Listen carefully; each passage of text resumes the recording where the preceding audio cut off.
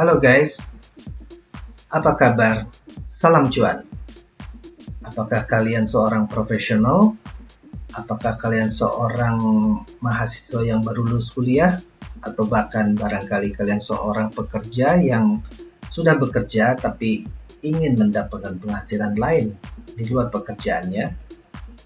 Mari kita simak video berikut ini. Karena di video ini kalian akan mendapatkan suatu pandangan baru, pandangan lain, insight lain di luar kebiasaan kalian yang selama ini sudah dikerjakan, yaitu adalah dunia investasi saham.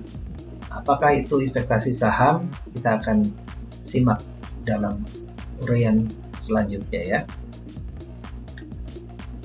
Mungkin kalian pernah dengar apa yang itu saham, sering dengar di TV atau di koran, baca mungkin mengenai bursa saham atau investasi saham, tapi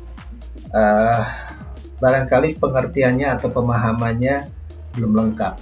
Nah, untuk itu kita akan belajar sedikit demi sedikit dari nol sampai nanti mungkin jadi profesional di situ, sehingga kita bisa mendapatkan satu cara pandang ataupun sistem kerja yang tepat untuk bisa meraih keuntungan di bursa saham secara optimal. Bahkan bukan hal yang tidak mungkin bahwa hal ini akan menjadi profesi yang bisa kita pegang untuk seterusnya. Karena apa? Karena satu, bursa saham menyediakan opportunity ataupun kesempatan yang sangat terbuka lebar untuk kita bisa menekuninya di situ. Yang kedua adalah bursa saham bisa menjadi alternatif pekerjaan kalau kalian sudah bekerja dan ingin meningkatkan penghasilan dengan pekerjaan sampingan. Yang ketiga, misalnya kalian ingin satu pekerjaan yang bebas waktunya, bebas tempatnya, karena saham atau investasi saham bisa dilakukan dimanapun oleh siapapun, baik itu di rumah maupun di kantor, maupun bahkan mungkin bisa juga dilakukan di tempat kalian sedang mendaki gunung misalnya.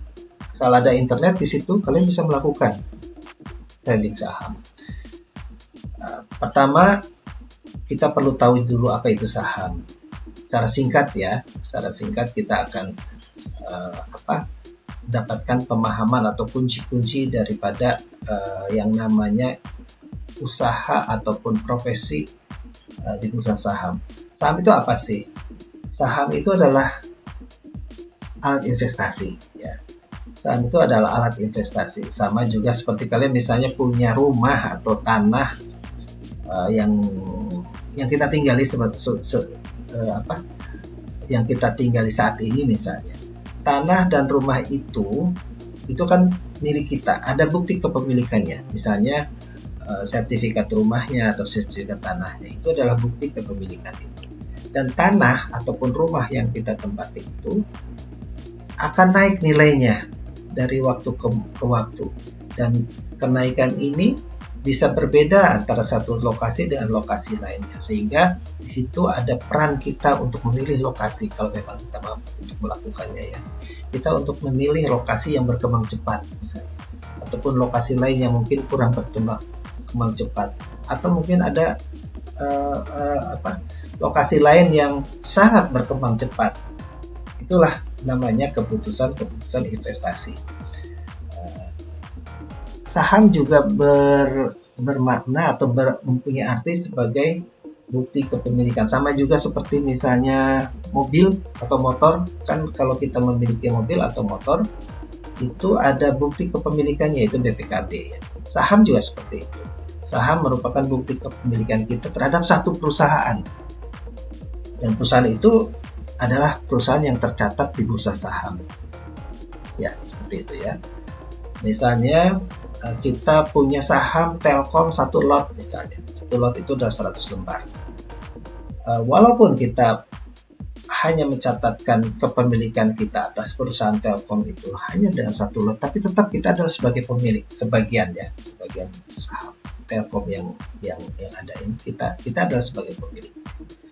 Atau misalnya kita punya saham Indosat, ataupun misalnya Bank BNI, atau misalnya Bank BRI, atau BCA misalnya, itu adalah perusahaan-perusahaan yang boleh dibilang adalah milik kita, milik masyarakat, dengan cara kepemilikan sahamnya, seperti itu. Dan kepemilikan itu bisa diperdagangkan. Nah, perdagangannya itu ada di bursa saham. Ada waktunya, ada jamnya, ada sistemnya. Itu ada bursa saham. Nah, jadi pengertian kita sudah ada dua, adalah saham sebagai bukti kepemilikan dan bursa saham sebagai tempat terjadinya transaksi jual beli saham itu. Karena dia adalah bukti kepemilikan, sama juga dengan misalnya sertifikat rumah ataupun motor ataupun mobil dengan BPKB-nya, dan itu bisa diperdagangkan, bisa ditransaksikan. Contohnya kita misalnya kalau mau jual rumah, itu kan kita ketemu dengan calon pembelinya, dan pembeli itu menanyakan apa buktinya, yaitu buktinya sertifikat rumah kita. Nah, kalau terjadi transaksi, penjual itu memberikan sertifikat rumahnya, kemudian pembeli mentransfer uangnya ke rekening kita. Itu terjadi transaksi di situ, terjadi transaksi yang langsung di situ antara penjual dan pembeli. Saham juga tidak ada bedanya seperti itu. Tetapi karena saham sudah diatur, atau bursa saham itu sudah diatur cara transaksinya di bursa saham, dan itu berlaku secara nasional, dan itu berlangsung secara virtual, tidak secara fisik ya, terjadi di bursa saham, maka tidak ada bedanya sebetulnya. Jadi saham bukanlah perjudian. Ini adalah transaksi murni antara penjual dan pembeli dalam bentuk sertifikat ataupun dalam bentuk saham ya. Dulu saham itu berbentuknya sertifikat dulu ya, berupa lembar-lembaran, dan itu kalau kita transaksi itu lembaran saham itu digotong-gotong. Misalnya ada 1000 lembar itu digotong, kemudian diberikan ke penjualnya, walaupun dengan satu mekanisme tertentu ya, diberikanlah penjual, dan penjual itu mentransfer uangnya ke penjual. Pembeli itu mentransfer uangnya ke penjual itu. Terjadilah transaksi pada saat itu. Jadi tidak ada unsur spekulasi atau tidak ada unsur perjudian di situ. Jelas real, diatur dengan sistem atau mekanisme. Sekarang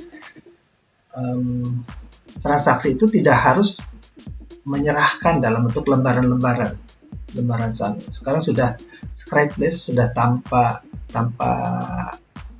kertas. Dulu pakai scrap ya, pakai kertas. Sekarang sudah tidak. Sekarang pemindahan saham dari pembeli dan penjual itu berlangsung secara elektronik dari rekening ke rekening.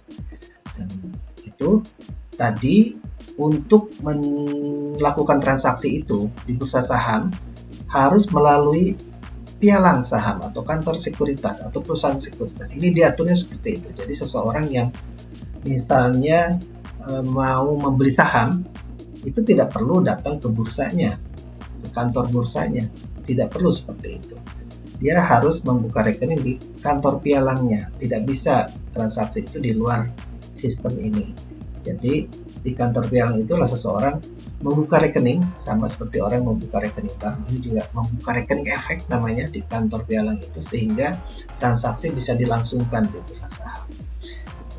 Jadi sudah ada 3 pengertian di situ, yaitu saham sebagai sarana investasi dan bukti kepemilikan, kemudian bursa saham sebagai tempat terjadinya transaksi jual dan beli bursa itu. Yang ketiga adalah pialang atau kantor sekuritas sebagai pihak yang mewakili investor untuk melakukan transaksi jual atau beli. Itu semua diatur dalam satu sistem elektronik. Sekarang ini sudah tidak ada lagi bentuk fisiknya. Nah, berjalan seperti itu. Kemudian ada lembaga lain yang menjamin efisiensi transaksi di bursa saham itu, yang namanya KPEI dan KSEI. Itu menjamin transaksi perpindahan uangnya, menjamin transaksi perpindahan fisiknya. Ada custody-nya, ada clearing uangnya, seperti itu.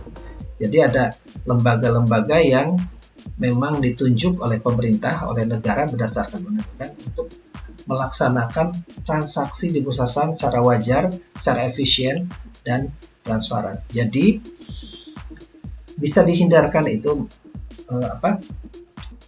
keadaan misalnya investasi bodong ataupun investasi yang menipu gitu ya.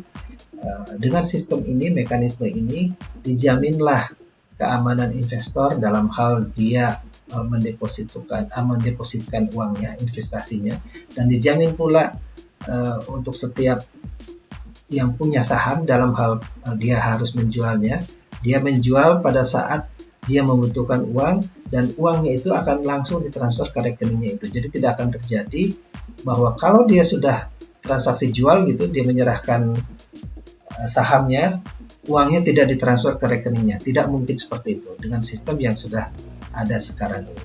Nah, itu semua investor, saham, bursa, lembaga yang menjamin yaitu KPI dan KSEI itu berada di bawah pengawasan dan di bawah izin dan pengawasan yang namanya Otoritas Jasa Keuangan. Inilah lembaga yang diberi tanggung jawab untuk menjalankan undang-undang pasar modal untuk menjamin bahwa bursa terselenggara dengan baik, dengan wajar dan transparan dan efisien, itu diawasi dan di bawah peraturan atau kendali daripada otoritas bursa saham. Dengan demikian, mekanisme ini sudah terdapat gambaran yang jelas, yang singkat, jelas, tapi memang seperti itulah bursa saham terjadi, dan itu berlangsung secara terus-menerus pada saat tahun 2023 ini berlangsung terus-menerus, dan itu merupakan perkembangan dari bursa-bursa sebelumnya, mulai dari bursa dengan scrap, dengan lembaran-lembaran saham, kemudian juga diotomasi, kemudian setelah ini dalam bentuk digital, sudah dalam bentuk digital dan platform-platform di perusahaan sekuritas. Itulah lengkapnya gambaran bursa saham setelah proses modernisasi ini. Demikian untuk sementara, begitu dulu, kita pahami dulu seperti itu. Nanti dalam video-video selanjutnya kita akan mulai mencoba untuk bertransaksi di bursa saham ini, mulai mencari saham-saham yang akan memberikan kita prospek keuntungan yang baik, mencari waktu-waktu yang tepat untuk kita membeli dan menjual saham itu. Demikian video ini, dan bye-bye. Nanti kita akan sambung dalam video-video selanjutnya ya.